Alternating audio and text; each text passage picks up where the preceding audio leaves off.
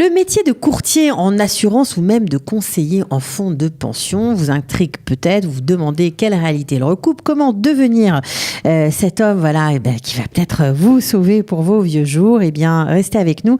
C'est Benjamin Béros, un pro des fonds de pension et des assurances en général, qui est avec nous. Un professionnel au lait vous parle de son métier. Bonjour Benjamin Béros. Bonjour Cathy. Ravie de vous retrouver. Très contente. Voilà. Alors je répète pour ceux qui ne vous connaissent pas encore, vous avez un master en finance de l'université de Ben Gurion dans le sud du pays et une licence d'État dans les métiers, donnés par le ministère des Finances concernant la retraite. Voilà, en gros, tout ce qui touche la retraite, les fonds de pension, etc. Voilà. Bon. Alors on va parler de ce métier parce que franchement on n'y comprend rien, hein, il faut bien le dire. C'est un peu compliqué. Donc qu'est-ce qu'un Sochen-Bitoire, un courtier en assurance et un conseiller pour les fonds de pension retraite. Alors déjà, je crois qu'il y a deux grosses différences. On va commencer comme ça. Ça, on va essayer de comprendre. On est salarié, on est indépendant. Comment ça fonctionne ? Alors effectivement, le Sochen-Bitoire, traditionnellement, c'est un courtier en assurance. Il est indépendant, donc il a son propre cabinet de courtier en assurance. Donc tous les courtiers en assurance sont exclusivement indépendants ? Oui, effectivement. D'accord. Alors le courtier en assurance est indépendant comme dit, et le Méchavec pensionni, donc le conseiller en fonds de pension pour traduire en français, en retraite, on va faire simple, dans les retraites, à ce moment-là, lui, en général, est salarié d'une grande compagnie d'assurance, d'un fonds de pension directement. D'accord. Alors, il y a plein de métiers qui tournent autour de ces deux fonctions-là. On va y venir. Mais d'abord, on va préciser de quoi s'occupe le Sochen-Bitoire, donc le conseiller en assurance, dans les assurances. Quel est son domaine d'activité, son champ d'action ? Alors, il faut bien différencier entre deux types de domaines donc bien différents dans le monde de l'assurance. On a d'une part ce qu'on appelle les assurances élémentaires, donc les assurances de biens, donc les assurances voitures, les assurances maison, tout ce qui est assurance donc pour les locaux commerciaux, etc. Ça, c'est donc de l'assurance élémentaire. Voilà. D'accord. Donc ça, c'est clair. Ça, c'est un premier pôle. Un deuxième pôle qui est relativement différent, c'est tout ce qu'on appelle le pôle de la pensia. De la retraite. De la retraite. Donc le pôle de la retraite, il englobe d'une part les produits financiers liés au fonds de pension, donc tout ce qui est la retraite, donc les cotisations retraite, les cotisations au plan d'épargne professionnelle qu'on appelle le Kiren Ishtalmut en hébreu. Donc ça c'est intéressant, au moins vous savez désormais ce que ça veut dire. Plan d'épargne professionnelle, ok. Traduction originale. Oui. Et également, ce qu'on appelle également en hébreu Kupat Gemel et HK, donc toutes sortes de produits d'épargne, privés ou professionnels, donc qu'on peut accumuler au cours de sa vie active. Alors ça, on a compris qu'il y a deux grands domaines d'activité. Est-ce qu'un Sochen-Bitoire, donc un courtier en assurance, comme on pourrait avoir l'habitude de le faire en France pour ceux qui viennent d'arriver, fait les deux, fait l'un des deux domaines? Est-ce qu'il fait la pension ou les assurances simplement alimentaires? Comment ça s'organise? Alors, juste pour préciser, dans le domaine du pensionni, du Rishayon pensionni, le courtier peut également, il propose des assurances santé, des assurances vie, des assurances d'indemnité financière en cas de problèmes divers et autres. Effectivement, un courtier indépendant a la possibilité de cumuler ces deux fonctions, je dirais ces deux pôles d'assurance. Il a deux casquettes, on va dire. Il a deux casquettes. Le Méchavec pensionni, donc c'est-à-dire celui le conseiller donc en retraite, à ce moment-là, lui va plutôt s'occuper des produits de pensia, donc des produits de cotisation retraite, cotisation financière, et également des assurances donc d'indemnité financière qui sont en général liées. Alors on comprend en fait que c'est vraiment deux domaines bien spécifiques et que c'est vrai que le réflexe d'aller voir un assureur et lui dire tu t'occupes de moi pour tout n'est pas forcément une bonne idée. Alors il peut y avoir des courtiers qui sont performants, effectivement qui arrivent à cumuler les deux casquettes. Mais encore une fois, il faudrait donc toujours se former, je dirais se reformer et donc toujours être à jour. Rester à la pointe. Voilà, rester à la pointe, surtout dans le domaine de la pensia, car les lois, elles évoluent, et donc ça implique une mise à jour quotidienne, et peut-être pas quotidienne, mais en tout cas permanente, du savoir. D'accord, ok. Alors ça, on a bien compris les deux domaines d'intervention du Sochen-Bitoire. Concernant le métier qu'on peut faire avec, qu'est-ce qu'on peut faire une fois qu'on est rentré là-dedans? Qu'est-ce qu'on fait? On est quoi? On peut, je sais pas moi, travailler en tant que salarié, on peut faire plusieurs métiers, j'imagine, ça doit être possible. Alors effectivement, une fois qu'on est salarié, donc qu'on a ce fameux Rishayon, cette fameuse licence d'État pour exercer dans les fonds de pension. À ce moment-là, il y a soit le métier de la gestion de clientèle, donc directement en frontal, dans les rendez-vous clientèle, avec des particuliers, avec des professionnels, des sociétés, etc., qui recherchent un contact dans une grande compagnie d'assurance. Et on a également plusieurs autres métiers qui évoluent autour de ce fameux courtier, de ce fameux homme de terrain, je dirais, ce fameux commercial. Donc plusieurs métiers de maintenance. Donc par exemple, tout ce qui est la procédure, tout ce qui est la gestion des litiges. Par exemple, on a un accident de voiture, on doit référer à sa compagnie d'assurance. Exactement. C'est notre interlocuteur, en gros. Exactement, un accident de voiture. Ou alors, par exemple, un problème de santé, donc on va être remboursé par l'assurance privée. Ou alors un problème avec les cotisations de pension de retraite. Et à ce moment-là, on veut avoir un feedback, on veut avoir quelqu'un à qui parler et quelqu'un qui pourrait nous aider à remettre à jour. Les compagnies d'assurance embauchent cette personne pour être notre interlocuteur. Donc effectivement, cette personne n'est pas donc le fameux conseiller en pensia, mais ça va être quelqu'un qui va être là pour donner un support technique dans la compagnie d'assurance. À savoir qu'il y a plusieurs, chaque pôle est vraiment différent l'un de l'autre. Quand vous parlez de voiture, on parle de santé, on parle de pensia, ça demande énormément de main-d'œuvre. Dans les grandes compagnies d'assurance en Israël, il y a 5 grandes compagnies principales. Les grandes compagnies israéliennes emploient des milliers donc de personnes justement qui sont occupées quotidiennement à régler ce genre de litiges et de questions de la clientèle. Ok, très bien. Alors ça, on a compris. On peut aussi, j'imagine, faire du renouvellement de contrat, tout simplement, quoi. Effectivement. Ça, c'est peut-être moins fun, mais c'est aussi... c'est peut-être moins fun, mais on va dire qu'effectivement, ça demande peut-être moins de compétences, je dirais, et peut-être également moins de tracas. Tout simplement, vérifier avec le client qui veut bien reconduire ses contrats. À ce moment-là, on parle surtout des contrats de voiture, de maison, des contrats élémentaires, parce que les contrats de santé, d'assurance vie, etc. ne sont pas à renouveler. Ils sont automatiquement à vie, sauf s'il y a annulation de la part du client. Bon, on va se focaliser sur ça avant de parler du conseiller en retraite. Qu'est-ce qu'il faut faire comme formation, tout simplement, pour pouvoir exercer l'un de ces métiers ? Alors, on va distinguer, encore une fois, 2 types de formations différentes qui vont nous amener au même métier. Donc, premièrement, il faut savoir qu'on a la possibilité de faire ce genre de métier sans passer par une formation classique universitaire. C'est-à-dire qu'on a la possibilité de faire uniquement des examens d'État. Passer son bac et faire des examens d'État, c'est tout ? Passer son bac, en général, ça demande, on va dire, de grandes capacités, surtout au niveau mathématique. Non, disons que légalement, on peut le faire. On peut avoir le bac en poche uniquement et se présenter aux examens d'État, point. Exactement. Maintenant, la plupart... Sauf qu'il faut les décrocher, les examens. Voilà, les examens d'État, il y a des écoles spécialisées qui s'occupent de faire passer ces examens d'État de façon, effectivement, on va dire... tout à fait possible pour un candidat de se présenter seul à ces examens. Ces examens sont payants, mais il peut toujours tenter. Et effectivement, s'il réussit, il n'aurait pas besoin de faire une formation classique. Alors, combien d'examens d'État pour avoir ce diplôme ? Alors, il y a 4 examens. Pas un diplôme, mais disons pour valider et pour pouvoir travailler. Voilà, exactement. Alors, il y a 4 examens de base qui sont communs à tous les pôles de l'assurance, donc l'assurance élémentaire ou l'assurance santé ou pensia, etc. 4 examens de base. Et 2 examens spécialisés par branche. 2 examens différents, bien entendu. Donc, 2 examens. Donc, il faut d'abord valider les 4 premiers examens. Et ensuite, encore 2 autres examens en fonction des branches. Donc, la pension et les assurances alimentaires. Exactement. Une fois ces 6 examens validés, à ce moment-là, il y a une période de stage à effectuer. Donc, dans une compagnie d'assurance ou chez un gros courtier qui a la possibilité d'être maître de stage. Faire un stage, donc, qui dure combien de temps ? Alors, le stage officiellement par le ministère des Finances est minimum de 6 mois. À savoir qu'en général, les compagnies et les courtiers, ça peut durer 1 à 2 ans de décrocher un stage et puis de valider cette formation. D'accord. Alors, après ça, on peut travailler, j'imagine, dans des grandes compagnies d'assurance, bien que peut-être qu'ils préfèrent des gens plus diplômés. Je ne sais pas. Alors, effectivement. Alors, là, on a parlé de la première formation, on va dire, un cursus possible sans études universitaires. Il y a un deuxième cursus qui est beaucoup plus demandé, on va dire, sur le terrain, surtout par les grandes compagnies. Ce que vous avez fait. Effectivement. Donc, c'est un cursus universitaire, donc une licence minimum, donc un Toar Rishon en hébreu. Dans le domaine... En maths, économie, Minal Hasakim, donc business, etc. Donc tous les métiers qui regroupent un peu ce genre de compétences. Une fois qu'on a validé minimum un Toar Rishon, une licence, on a une exemption de 3 examens d'État Donc sur les 4 examens d'État, on n'en passe qu'un seul. Et ensuite, pour se spécialiser en fonction des assurances, si c'est bitoire pensionné, donc on passe 2 examens. Et pour les assurances élémentaires, on a encore 2 autres examens. Et bien sûr, on peut faire les 2. Exactement. Les 2 formations. Alors, c'est possible de faire les 2 formations.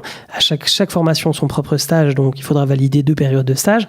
Et pour revenir à votre question, effectivement, ceux qui travaillent en général, ceux qui sont, on va dire, bien recherchés, et donc les chasseurs de tête les aiment bien, c'est effectivement ceux qui sont diplômés par les universités Intoarition, donc minimum une licence.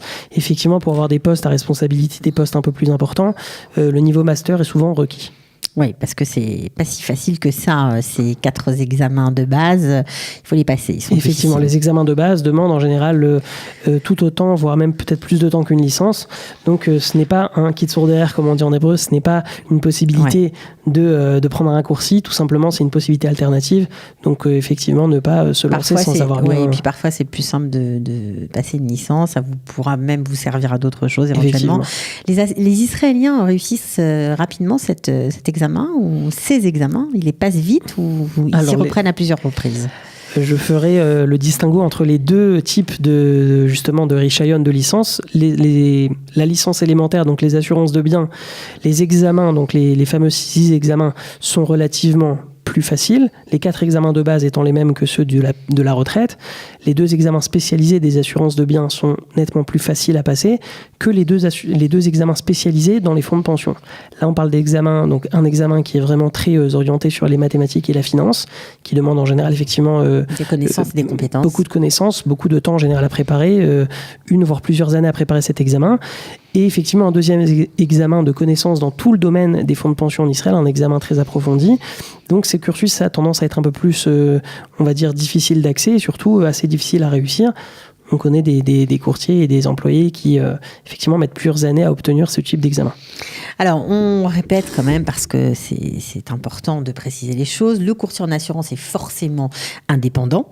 Effectivement. Voilà, donc il essaye de choisir pour son client les meilleures assurances. En général, c'est comme ça que ça se passe, auprès des meilleures compagnies qui font les meilleurs taux. C'est comme ça qu'on imagine que ça fonctionne. Par contre, le Yoetz Pensioni, comme on dit en hébreu, lui est salarié. Effectivement. C'est comme ça que ça se passe toujours. Effectivement, le Yoetz Pensioni, donc Meshavek Pensioni, Yoetz Pensioni pour les petites différences en hébreu, et en général est salarié. Lui, il s'occupe de représenter la société. En général, il n'a pas la possibilité de proposer une pléiade, donc une différence de produits aux clients selon diverses compagnies, mais il travaille uniquement avec la propre compagnie qu'il représente. Toutefois, en général, il a la possibilité souvent de proposer des très bons avantages, on va dire, pour les clients, des avantages qui sont des fois plus conséquents pour le client qu'un indépendant qui n'a pas forcément cette possibilité. Ok, alors quelles sont pour le Yoetz Pensioni les possibilités d'emploi? Où on les trouve en général? Alors, à savoir que quand vous allez passer les fameux examens d'État, ces examens sont assez voilà, il y a pas mal de candidats. Quand vous arrivez sur place dans ces salles d'examen, il y a beaucoup de grandes compagnies d'assurance qui viennent recruter, des chasseurs de tête qui viennent recruter. Chacun vient proposer aux candidats monts et merveilles pour qu'ils viennent travailler effectivement dans leur société. Donc, au niveau du recrutement, honnêtement, il y a beaucoup de travail dans les compagnies d'assurance en Israël. Il y a toujours des offres d'emploi, que ce soit, comme on a dit, pour les métiers de traitement des données, etc., aussi bien que dans les métiers commerciaux.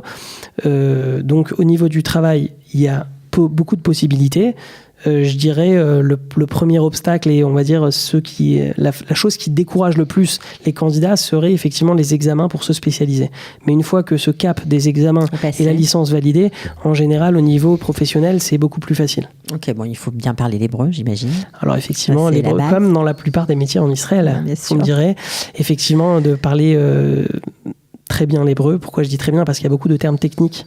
Même pour un Israélien classique qui ne connaît pas des termes qui sont liés à l'actuariat, à la finance, à l'assurance. Donc effectivement, maîtriser correctement l'hébreu, avoir un hébreu professionnel. Et je dirais après, pour le métier de gestion de clientèle, ça demande également des capacités et des compétences qui ne sont pas forcément validées par un diplôme, on va dire, de façon formelle, mais qui demandent effectivement sur le terrain beaucoup de connaissances, beaucoup de capacités. C'est un métier qui peut paraître assez comme ça, assez vaste et assez nonchalant, mais pas du tout. Il y a beaucoup de challenges au quotidien. On rencontre beaucoup de monde. Moi étant, je gère un portefeuille de clients qui s'agrandit grâce à Dieu de jour en jour.